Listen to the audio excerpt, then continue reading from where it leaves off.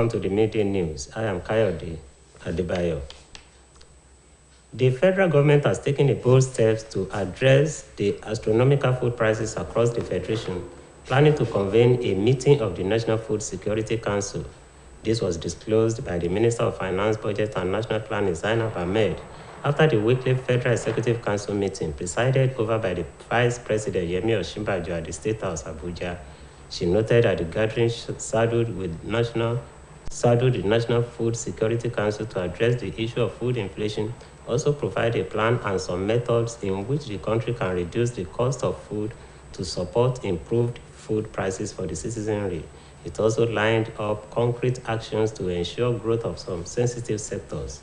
She said the council was briefed on the rising inflation and the need to manage cost of inflation in the country.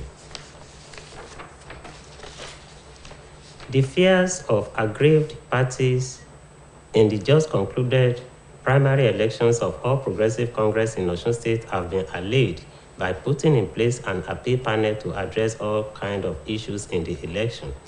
Director General Larry Oluwa Campaign Organization and Senator representing Osun Central in the National Assembly, Dr. Ajibola Bashiru, gave the indication in an interview with OSBC News. He added that the results of the primaries were in line with the wishes of the party members. He speaks further. The election held in 332 wards for the House of Assembly, 26 constituencies. It also held in the 9 federal constituency, and of course in the Senate election, there was really an election only in one senatorial district. So which of the constituency had been manipulated? So it's not just enough to make what logicians call the fallacy of hasty generalization. When elections are conducted, there's avenue for appeal, and an appeal committee is set up, and to the best of my knowledge, only 3 constituencies, House of Rep, had filed any appeal at all. So when you look at the percentage of complaint, therefore, it's so infinitesimal for anybody to make a blatant accusation of manipulation of elections. So nobody manipulates any election. And if there's an election that you cannot manipulate, it's an election that is controlled. The primary, at every ward, results were announced. So it's only straight when people say results have not been announced. So if you are an aspirant, you have agents in all the wards where you have done the election. So it is expected that you should be able to tally what you get in your respective location. So there's no such, no credibility in the allegation of manipulation election result. Meanwhile, the Independent National Electoral Commission has raised fears about the 2023 elections following the 20 million permanent voters card, which are yet to be claimed by their owners. Deputy Director of Voter Education of the Commission, Mary Nkem, stated this in Abuja during the launch of the PVC Bus Drive project organized by a non-governmental organization, the Advocacy for Civic Engagement.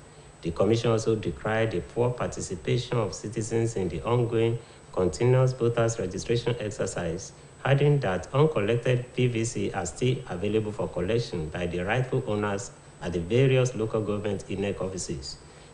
She therefore called on Nigerians, especially the youth, to be actively involved in the process of electing new leaders.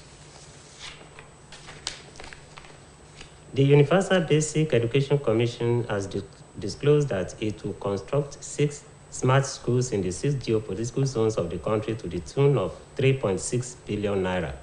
This was disclosed in a statement signed by the UBEC's head of public relations, David Ape, during the Commission's meeting in Kano with a team of education experts for a 5-day workshop for the development of course outline and course content for the training of education managers, teachers, technical support personnel, and other stakeholders for the smart schools and e-learning programs in basic education in Nigeria. According to the statement, the management of the Commission also commenced discrete efforts to ensure the full implementation of e-learning programs in basic education across the country, following the challenges occasioned in the subsector by the COVID-19 pandemic lockdown and closure of schools. As the monkeypox disease continues to spread globally and in some parts of Nigeria, Osun State government has reiterated its commitment towards protecting the health of the people through proactive measures. Special Advisor to the Governor of Public Health, Dr. Shiji Olamiju, who stated this while speaking with OSBC News against the backdrop of the outbreak of the viral disease in some parts of the country, maintained that government will continue to accord top priority to the health of the people. Our reporter, Oluwatobiloba Odunuga, now reports. The outbreak of the monkeypox disease has once again sent another health emergency among the global community as the virus is rapidly spreading around the globe. In Nigeria, reports has it that the virus infection has spread to about 8 states of the Federation, and the federal government through the Nigeria NCDC has continued to create awareness so as to curb the spread.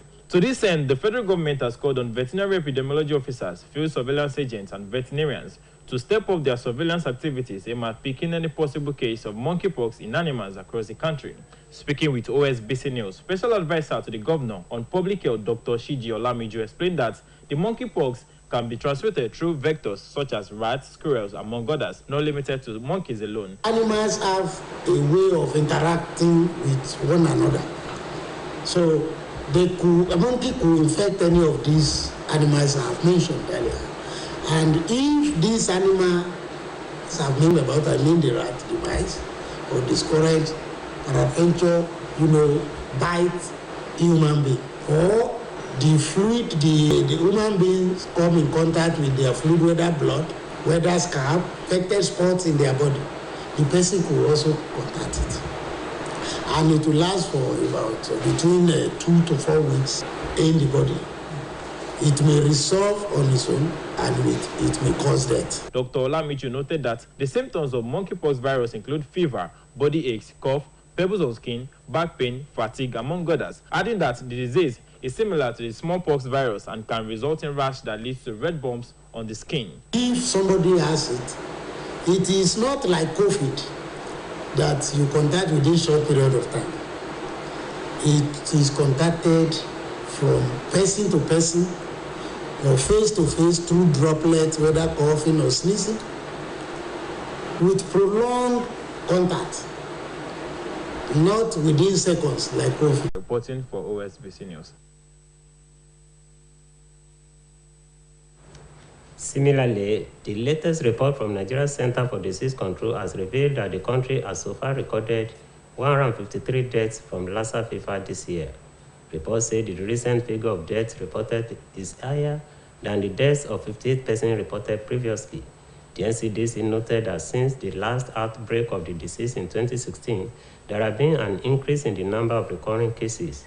Meanwhile, the Deputy Director, Institute of Viral Hemorrhagic Fever and Emergent Pathogens, Irua Specialist Hospital, Edo State, Dr. Joseph Okwagule, said there were ongoing efforts to produce vaccine for the disease.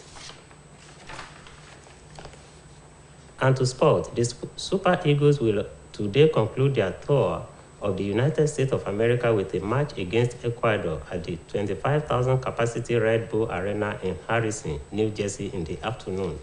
It will be recalled that coach Jose Peseiro, first outing with his squad, Nigeria, were unlucky to lose 2-1 to Mexico in a game of 2 halves in Dallas last Saturday.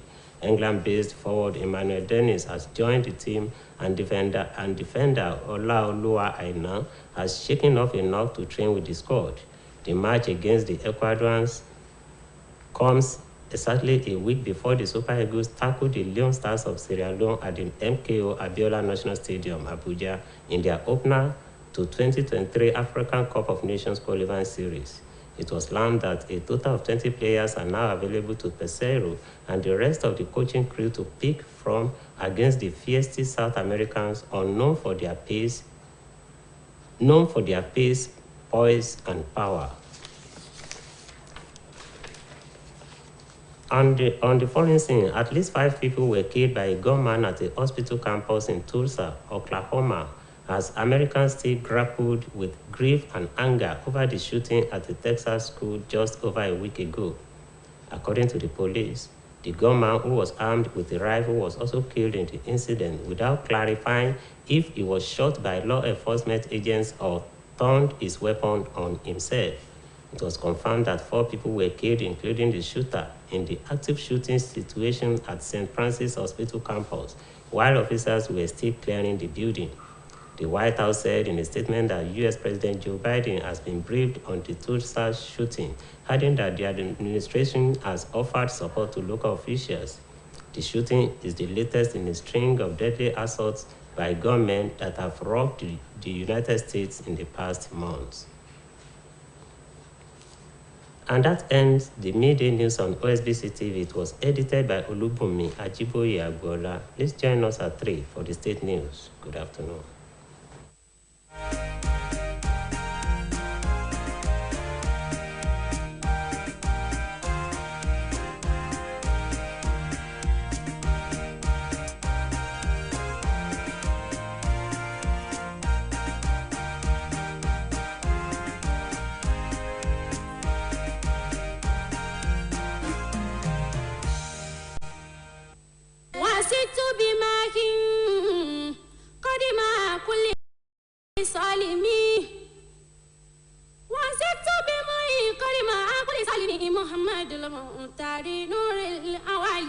Bismillahirrahmanirrahim. Wama arisalinaka ila rahmatan lil alamin. Arisala